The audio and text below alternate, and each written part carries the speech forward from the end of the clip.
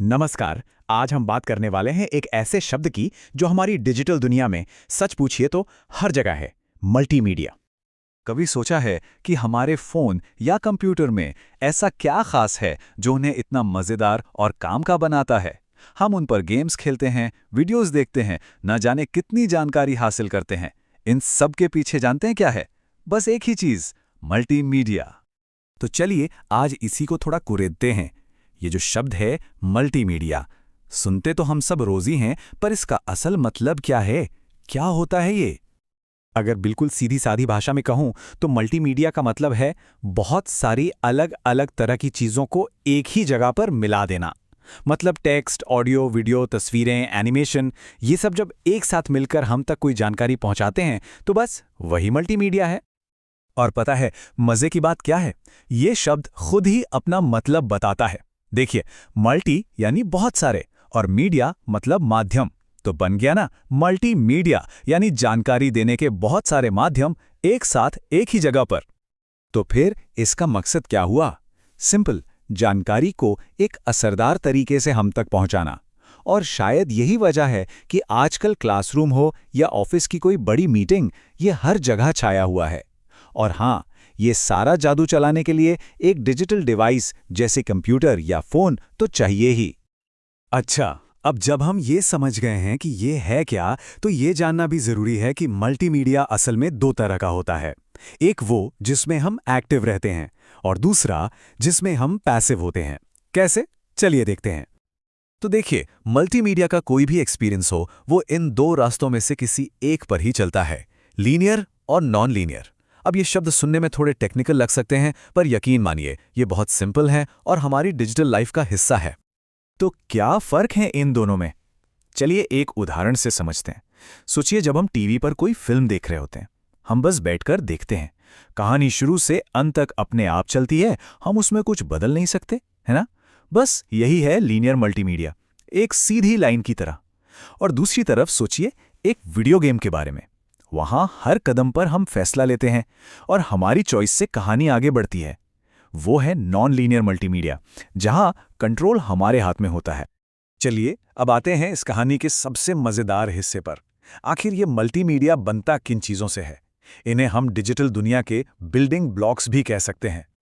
तो ये है वो 5 महारथी, वो 5 बिल्डिंग ब्लॉक्स जिनसे मिलकर ये पूरी डिजिटल दुनिया बनी है।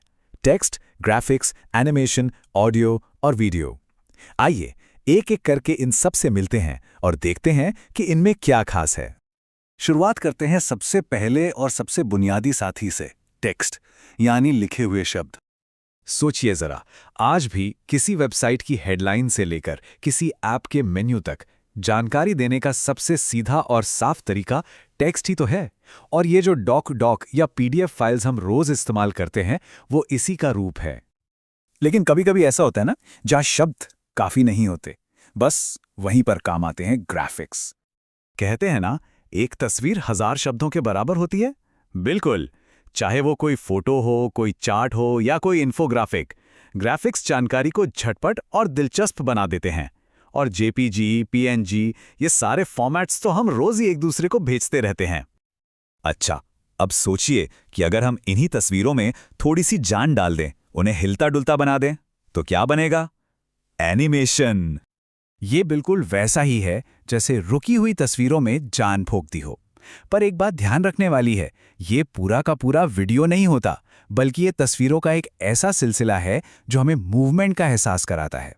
और शायद इसीलिए कोई मुश्किल कॉन्सेप्ट भी एनिमेशन से चुटकियों में समझ आ जाता है। इसके बाद आता है वो एलिमेंट जो हमारी देखने की नहीं बल्कि सुनने की इंद्रियों पर काम करता है, ऑडियो। किसी फिल्म का बैकग्राउंड स्कोर हो, कोई गाना हो या फिर बस किसी की आवाज, ऑडियो पूरे माहौल को, पूरे इमोशंस को सेट कर देता है। और MP3 जैसे फॉर्मेट्स ने तो खैर संगीत की दुनिया में क्रांति ही ला दी। और फिर आता है पांचवा और शायद सबसे दमदार खिलाड़ी, वीडियो। सोचिए, जब हम चलती फिरती तस्वीरों को आवाज के साथ मिला देते हैं तो क्या बनता है? वीडियो। ये मल्टीमीडिया का सबसे पॉपुलर रूप है। क्यों? क्योंकि ये हमारी आंखों और कानों दोनों को एक साथ एंगेज करता है। और जब ऐसा होता है तो किसी भी बात को समझना और याद रखना बच्चों का खेल हो जाता है। तो ये थी मल्टीमीडिया की पूरी कहानी, परत दर परत। चलिए फटाफट एक बार देख लेते हैं कि हमने इस सफर में क्या क्या जाना। हमने सबसे पहले इसका मतलब समझा है ना। फिर हमने देखा कि कैसे एक फिल्म देखना जो कि लीनियर है, एक वीडियो गेम खेलने से जो नॉन लीनियर है, बिल्कुल अलग होता है। और आखिर में हमने उन 5 building blocks, text, graphics, animation, audio और वीडियो को जाना, जिनसे मिलकर हमारी डिजिटल दुनिया तैयार होती है। तो कुल मिलाकर बात यही है कि मल्टीमीडिया हमें जानकारी को कई अलग अलग तरीकों से पेश करने की ताकत देता है। ये सिर्फ एक टेक्नोलॉजी नहीं है, बल्कि अपनी बात को असरदार ढंग से कहने का एक जबरदस्त जरिया है। तो अब मैं आपको एक सवाल के साथ छोड़कर जाता हूं। जरा सोचिए, जैसे जैसे टेक्नोलॉजी और आगे बढ़ रही है, मल्टीमीडिया का अगला पड़ाव क्या होगा? भविष्य में हमारा मल्टीमीडिया एक्सपीरियंस कैसा होने वाला है? इस पर जरूर सोचिएगा।